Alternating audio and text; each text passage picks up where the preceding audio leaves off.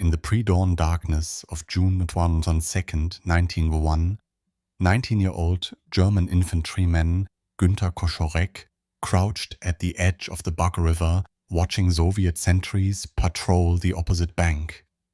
In just hours, he would be part of the largest military invasion in human history.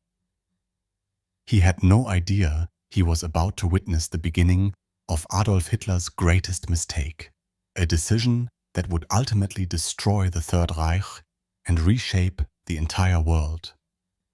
Stretched along an 1,800-mile front from the Baltic Sea to the Black Sea, over 3.5 million German and Axis soldiers were preparing to pour across the Soviet border. This wasn't just another Blitzkrieg campaign.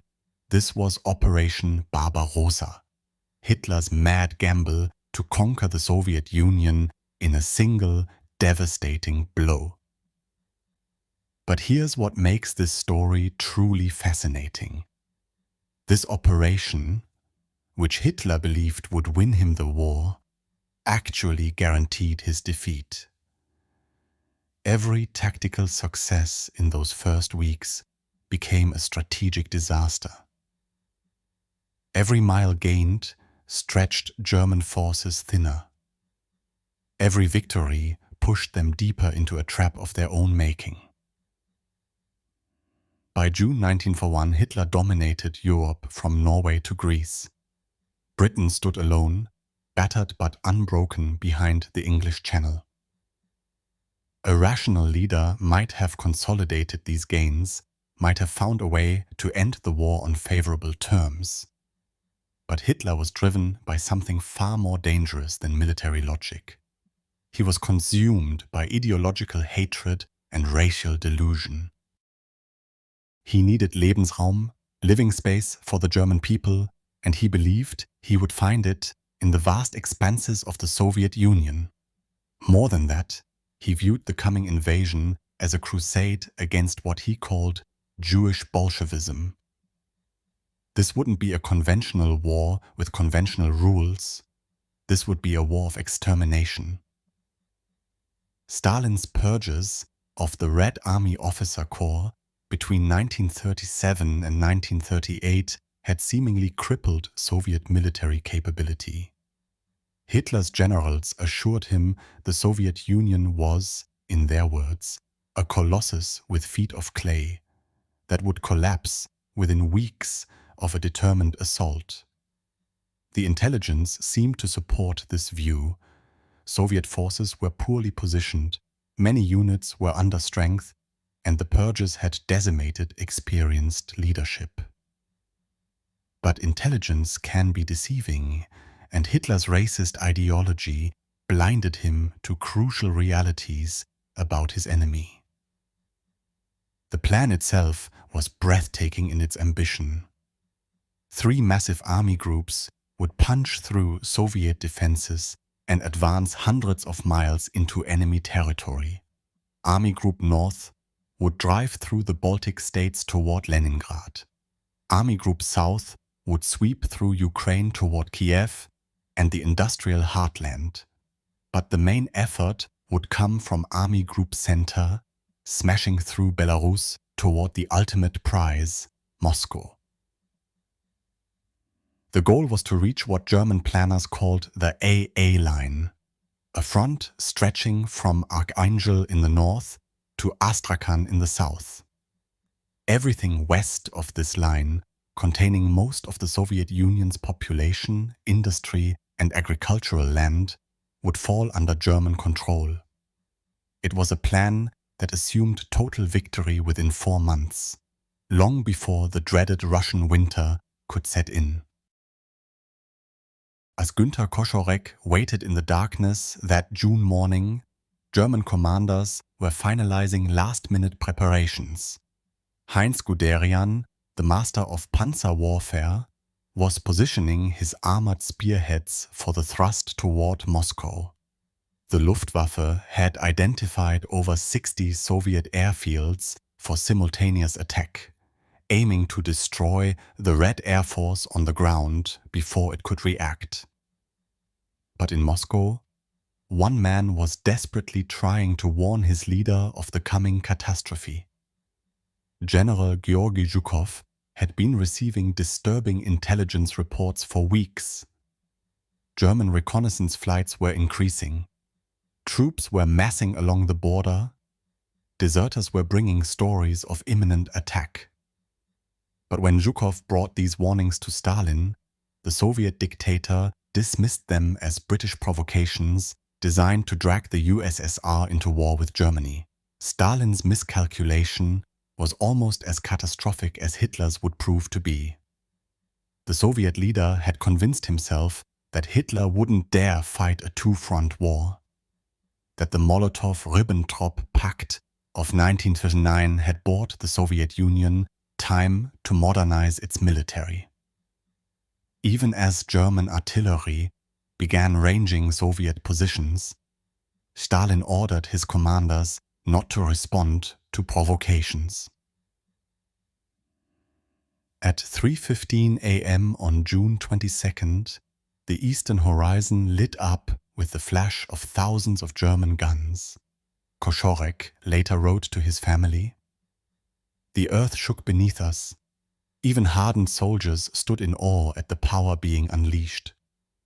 We crossed the Bug River under fire, but the Soviet response seemed scattered, confused. 1,800 German aircrafts struck Soviet airfields across the front. Many Red Air Force pilots died in their beds, never making it to their planes. By the end of the first day, the Luftwaffe claimed to have destroyed 1,200 Soviet aircrafts. The initial German advance was everything Hitler's generals had promised. Panzer spearheads punched through Soviet defenses like a knife through paper. Infantry divisions followed, mopping up pockets of resistance and securing territory. Within a week, German forces had advanced up to 200 miles into Soviet territory. Hundreds of thousands of Red Army soldiers were killed, wounded, or captured in massive encirclement battles. 21-year-old Panzer crewman Hannes Uekel wrote in his diary, "The dust on the roads is unbearable. We move in columns for days without sleep. The first Soviet tanks we met burned quickly, but we can see the fighting growing harder. The villages are empty, except for old women and children. We fear partisans behind every tree."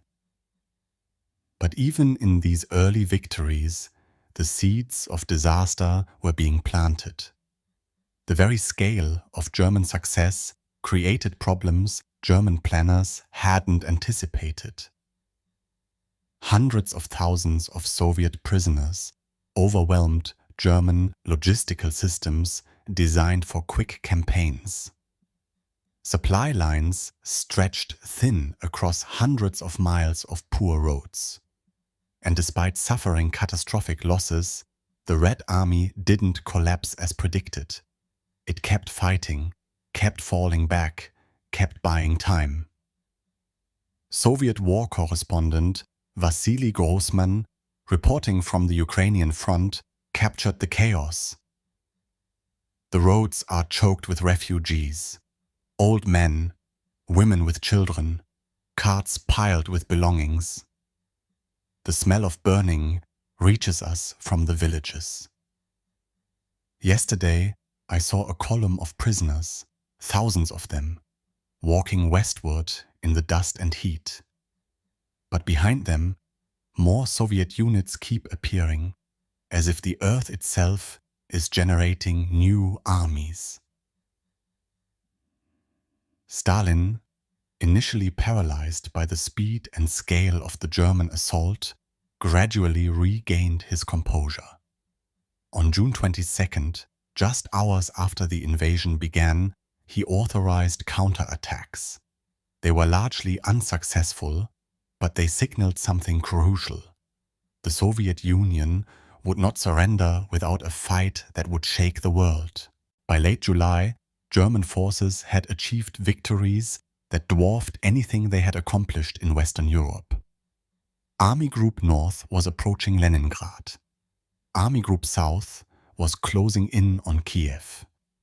Army Group Center had advanced nearly 400 miles and was approaching Smolensk, just 200 miles from Moscow. Hitler was so confident of victory that he began diverting aircraft and resources to other theaters. But this was when the first cracks in the German plan began to show. Instead of concentrating on Moscow, Hitler became obsessed with secondary objectives. Against the advice of his generals, he ordered Army Group Center to send forces north to help capture Leningrad and south to assist in taking Kiev. Guderian, the panzer expert, protested that this dispersal of effort would give the Soviets time to reinforce Moscow. But Hitler overruled him. This decision, born of Hitler's interference in military planning, may have cost Germany the war. The weeks spent reducing the massive pocket of Soviet forces around Kiev were operationally successful but strategically disastrous. By the time German forces refocused on Moscow in October, precious time had been lost, and autumn rains were turning Russian roads into impassable mud. The human cost of these early months was staggering. Anna Dmitrievna, a 34-year-old schoolteacher from Minsk, later recalled, "The bombers came at dawn. We ran to the forest. My children cried all night. When we returned, the city was in ruins. Germans took our food. We heard stories of Jews being taken away. No one came back."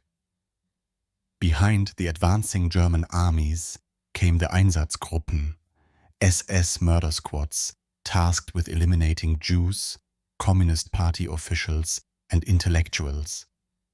This wasn't just military conquest, it was the beginning of a genocidal campaign that would ultimately claim millions of lives. The Nazi vision of Eastern Europe left no room for the people who lived there. As autumn turned to winter, the German advance began to slow. Soviet resistance was stiffening. New armies seemed to appear from nowhere, equipped with tanks and aircraft that matched or exceeded German technology.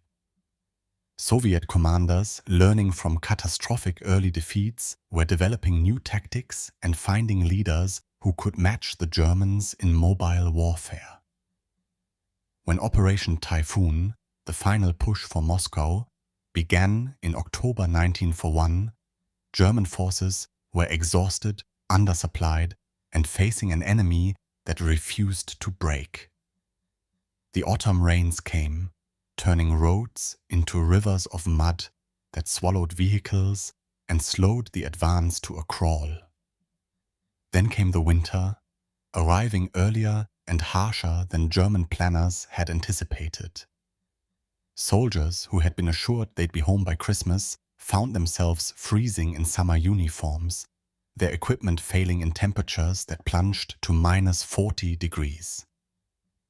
On December 5, 1941, as German forces came within sight of Moscow's suburbs, Zhukov launched a massive counteroffensive with fresh Siberian divisions equipped and trained for winter warfare.